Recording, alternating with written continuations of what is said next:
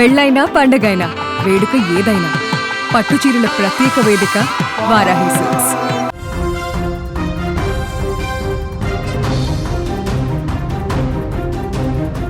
పశ్చిమాసియా మళ్లీ రణరంగాన్ని తలపిస్తోంది.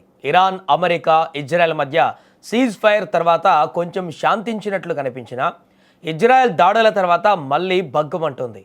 హెజ్బొల్లా పైన దాడులు ఆపబోమని ఇజ్రాయెల్ ప్రధాని నెతన్యాహు స్పష్టం చేసిన కొద్ది గంటల్లోనే లెబనాన్ పైన ఇజ్రాయెల్ సైన్యం పెద్ద ఎత్తున దాడులకు పాల్పడింది.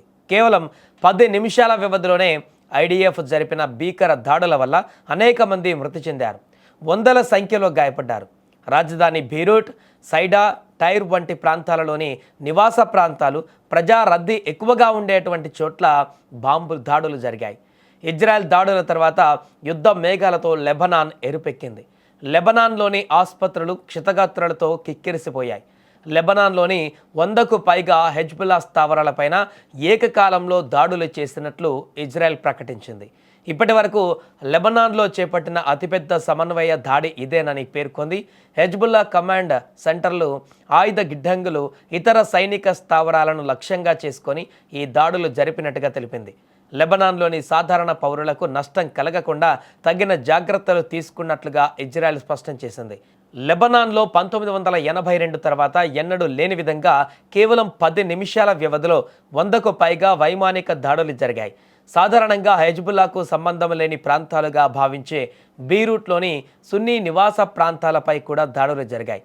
ఇరాన్ విషయంలో తమ ప్రమేయం లేకుండా అమెరికా నిర్ణయం తీసుకున్నప్పటికీ లెబనాన్ యుద్ధం ఎలా ముగియాలనేది తామే నిర్ణయిస్తామని ఇజ్రాయెల్ ప్రభుత్వం, సైన్యం భీష్మించుకున్నాయి.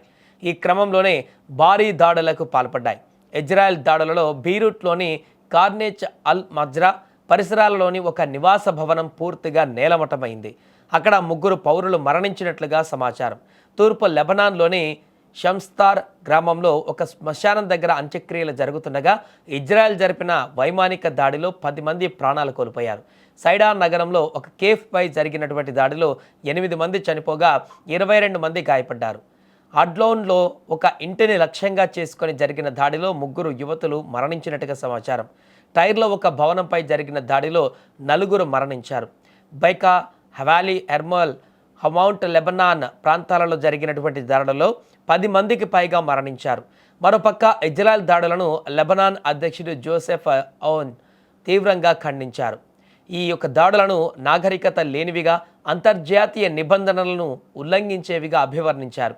ఏదేమైనా ఒకవైపు ఇరాన్, అమెరికా, ఇజ్రాయెల్ మధ్య సీజ్ ఫైర్ ఒప్పందం జరిగి 2 వారాల పాటు ప్రశాంతమైనటువంటి వాతావరణం ఉంటుంది, యుద్ధ వాతావరణం పూర్తిగా సమసిపోతుంది అనుకున్నటువంటి ప్రపంచ దేశాలకు తాజాగా ఇజ్రాయెల్ లెబనాన్ పైన చేస్తున్నటువంటి దాడులు మరొకసారి ఉలిక్కి పడేలా చేశాయి.